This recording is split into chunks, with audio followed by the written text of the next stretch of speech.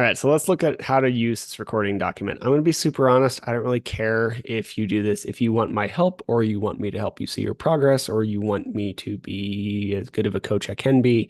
Fill this out and then we can talk about it as needed throughout the weeks. But if you prefer to do it in a notes app, I use Notion. I used to use Evernote, and then like last week, a changed their payment structure to something. So I use Notion now, but whatever works for you is fine with me. This gives me the ability to see what you're doing and how you're training so I can be a better coach for you. If you don't want to use it, that's fine.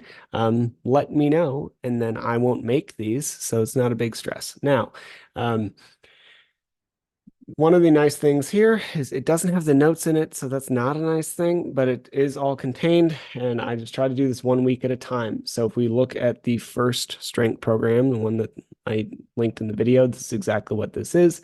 It is still linked to the YouTube video, so you can still get to it here and get the instructions.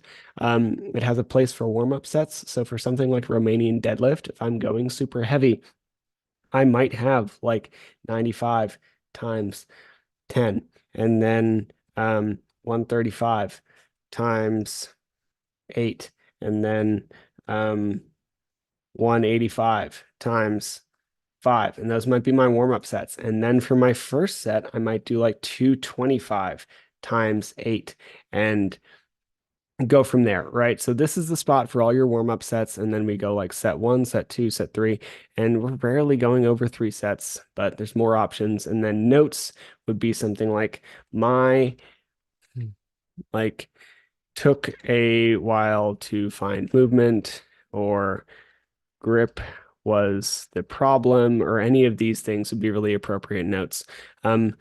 If you're doing your own training, some pain or suffering might be a good note. If you're working like specifically with me, then you should message me about that so we can fix it. Now, this is day 1 of week 1. This is day 2 of week 2. Ideally, we will finish all of this stuff in a week. And then when it's time for the next week, you're going to right click, or whatever the Mac equivalent of that is, hit duplicate